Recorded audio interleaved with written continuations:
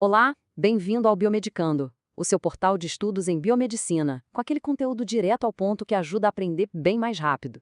Vamos pensar um pouco. Quando a gente está lá, no microscópio, como é que a gente consegue diferenciar os sinais de uma briga que acabou de começar de uma outra que já sabe, é uma batalha antiga no corpo? É exatamente isso que a gente vai desvendar agora. E a nossa melhor ferramenta para isso é a citologia. Ela funciona como uma verdadeira janela para esse campo de batalha celular. Com ela, a gente consegue não só reconhecer, mas também medir a intensidade desses processos inflamatórios, principalmente lá no trato genital. Mas o que aciona esse alarme todo no corpo? Bom, pode ser um monte de coisa. Desde um trauma, sabe, uma pancada, contato com substâncias tóxicas, ou até mesmo a invasão por bactérias e vírus. São vários os gatilhos que fazem o corpo chamar as células de defesa para agir. Agora, vamos conhecer os soldados que vão para essa luta. O tipo de célula que aparece na cena do crime, digamos assim, nos conta se a batalha é aguda, ou seja, recente, ou se é crônica, uma luta que já se arrasta. E essa diferença, olha, é fundamental, porque um bom diagnóstico depende totalmente disso. Então, aqui está o pulo do gato. Na inflamação aguda, a cena é dominada pelos leucócitos polimorfonucleares neutrófilos. Eu sei, o nome é comprido, mas pode chamar só de neutrófilos. Eles são tipo a infantaria do nosso sistema imune. Já na crônica, quem aparece são os linfócitos, plasmócitos e histiócitos, a tropa de elite. A presença de um ou de outro muda completamente o jogo. O neutrófilo é tipo bombeiro, sabe? É o primeiro a chegar no local da infecção ou da lesão. Se tem muito neutrófilo, a confusão é recente. E o piócito? Bom, o piócito é o que sobra depois que o neutrófilo já fez todo o trabalho sujo. É um soldado veterano, já meio acabado, em processo de degeneração. Basicamente, um neutrófilo que lutou até o fim.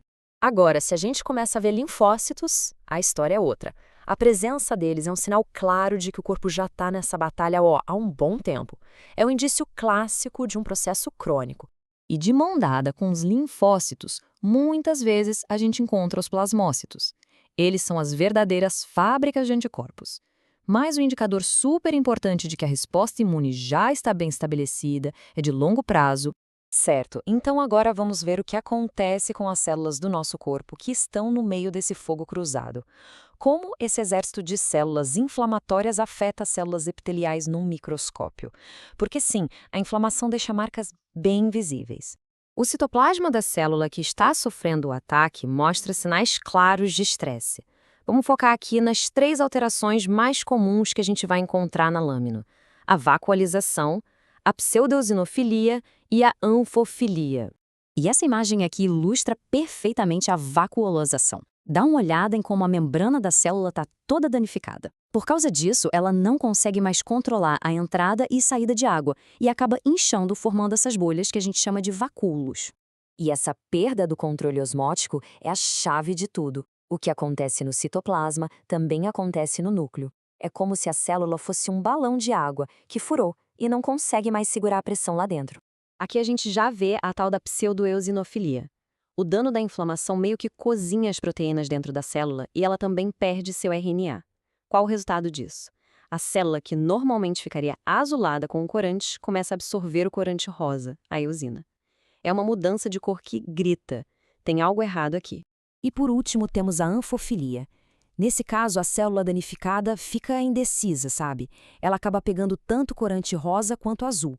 O resultado é essa aparência de cores misturadas, que é mais um sinal de que a célula está sofrendo. Agora, vamos para a parte que complica um pouco a nossa vida, os desafios no diagnóstico. Porque nem sempre a lâmina é um livro aberto. Às vezes, ela pode nos pregar umas peças. Sabe quando a briga é tão intensa que a poeira não deixa ver nada? É mais ou menos isso.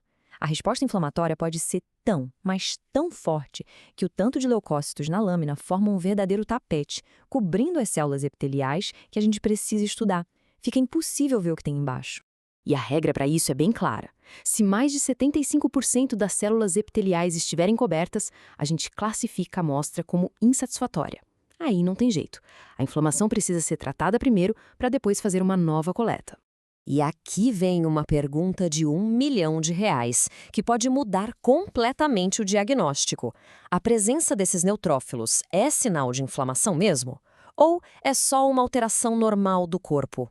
Olhem só a diferença nessas duas imagens. À esquerda, a gente tem um esfregaço normal, da fase lútea do ciclo menstrual. Nessa fase, por causa da progesterona, é normal ter mais neutrófilos. Agora, olha a imagem da direita. A história é outra, né? Esse material purulento, intenso, cobrindo tudo, isso sim é inflamação de verdade. Então, qual é a grande lição que fica? Contexto é tudo. Não adianta olhar só a lâmina. Saber a fase do ciclo menstrual da paciente é uma informação de ouro que muda toda a interpretação. É o que separa o diagnóstico de uma inflamação de uma variação que é, na verdade, totalmente normal.